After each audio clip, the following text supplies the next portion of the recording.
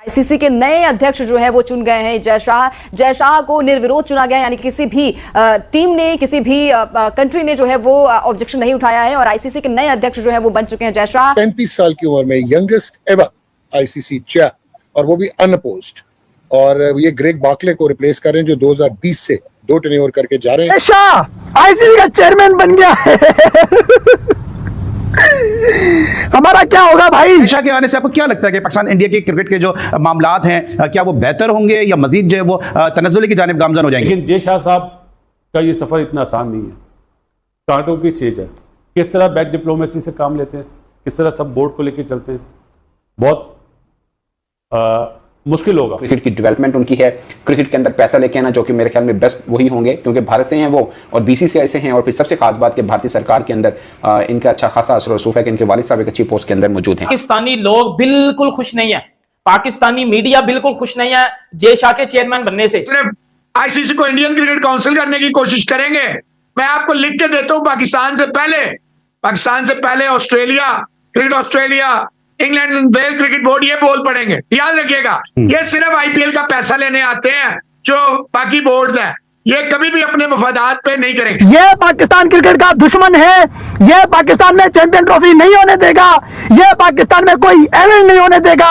ये बंदा कोशिश करेगा कि पाकिस्तान के मुल्क में कोई टीम क्रिकेट खेलने आए ना। अब आईसीसी में भी जो है वो चोर बैठने लग गए हैं, अब आईसीसी में भी चोरी होगी, अब आईसीसी में भी दुश्मन बैठेंगे। अब ये पाकिस्तान में ये बातें हो रही हैं। पाकिस्तान क्रिकेट बोर्ड इस पर्सपेक्टिव में कैसा देख रहा है, क्योंकि नॉमिनेशन कोई भी कर सकता था। 16 टोटल वोट हैं जो डलने थे आईसीसी चेयरमैन के लिए, और जिसने भी 9 वोट लेते वो चेयरमैन बन सकता, मगर इनके मुकाबले में कोई भी नहीं आया और ये अनअपोज्ड इलेक्ट हुए हैं as a chairman of ICC. मुझे ऐसा लगता है लिटरली कि जय शाह साहब जो है वो पाकिस्तान क्रिकेट को चाहे तो 1 मिनट के अंदर दफन कर सकते हैं, और जय शाह साहब पाकिस्तान क्रिकेट के लिए क्यों सबसे बड़ा खतरा है, क्यों पाकिस्तान क्रिकेट को वो बैन कर सकते हैं। लिटरली ये हो सकता है, पॉसिबिलिटी है, और जो मुझे लगता है कि होकर रहे। पाकिस्तान को 96 यानी 28 साल बाद कोई आईसीसी का इवेंट मिला, वो पाकिस्तान का राइट है और पाकिस्तान में पूरा होगा।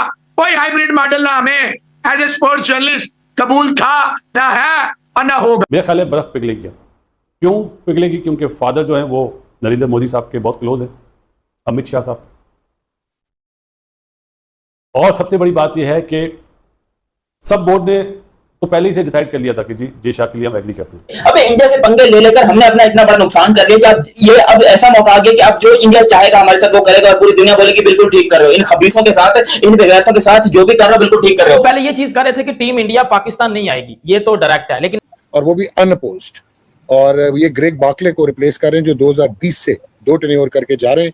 उन्होंने माजरत कर ली है, वैसे उन्होंने माजरत की नहीं है, करवाई गई है, लेकिन वो बहुत, आपको याद होगा जिम्बाब्वे क्रिकेट यूनियन का वोट लेके और किस तरह पहले भी इनको बनाया गया था बार्कले को, क्योंकि ये सूट करते थे जय शाह को, और जय शाह बहुत तगड़ी पोस्ट पे थे आईसीसी की फाइनेंशियल एंड कमर्शियल जो है कमेटी FNCA। तो राशिद मियाँ, आप कैसे देख रहे हैं? ये एसीसी के भी प्रेसिडेंट रह चुके हैं और बीसीसीआई के सेक्रेटरी रहे हैं 2022 से। पॉलिटिकल बैकग्राउंड है, स्ट्रेंथ है, डायनामिक है, या आपने कहा बार्कले को हटाया गया या हटाया जाता, ऐसा नहीं है।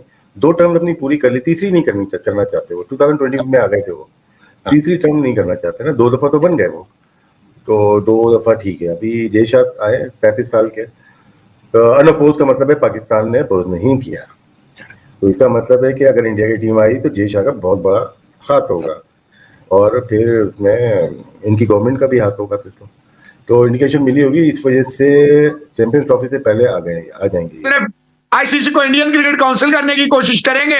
मैं आपको लिख के देता हूं, पाकिस्तान से पहले Australia, cricket Australia, England and Wales cricket board ये बोल पड़ेंगे। याद रखिएगा, ये सिर्फ आईपीएल का पैसा लेने आते हैं जो बाकी बोर्ड्स हैं, ये कभी भी अपने मफादात पे नहीं करेंगे। मेरा जाती ख्याल है जय शाह साहब का आना अच्छा है, हमें पॉजिटिव होना चाहिए, और शायद पाकिस्तान और इंडिया की आगे चल के कोई वर्ल्ड टेस्ट चैंपियनशिप में, जिसे बायलैटरल को वर्ल्ड टेस्ट चैंपियनशिप का नाम दे दिया गया, शायद वो भी बहाल हो जाए। जहां तक चैंपियंस ट्रॉफी की बात है तो अली सलमान सीधी 1 पॉइंट पाकिस्तान को दी गई थी। उस वक्त जय शाह साहब 2019 में बीसीसीआई के सेक्रेटरी बने थे, तमाम बोर्ड मौजूद थे। कोई पाकिस्तान को 96 यानी 28 साल बाद कोई आईसीसी का इवेंट मिला, वो पाकिस्तान का राइट है और पाकिस्तान में पूरा होगा। कोई हाइब्रिड मॉडल ना हमें एज ए स्पोर्ट्स जर्नलिस्ट कबूल था, ना है और ना हो। पाकिस्तान क्रिकेट बोर्ड इस पर्सपेक्टिव में कैसा देख रहा है, क्योंकि नॉमिनेशन कोई भी कर सकता था। 16 टोटल वोट हैं जो डलने थे आईसीसी चेयरमैन के लिए, और जिसने भी 9 वोट लेते वो चेयरमैन बन सकता, मगर इनके मुकाबले में कोई भी नहीं आया और ये अनअपोज्ड इलेक्ट हुए हैं as a chairman of ICC.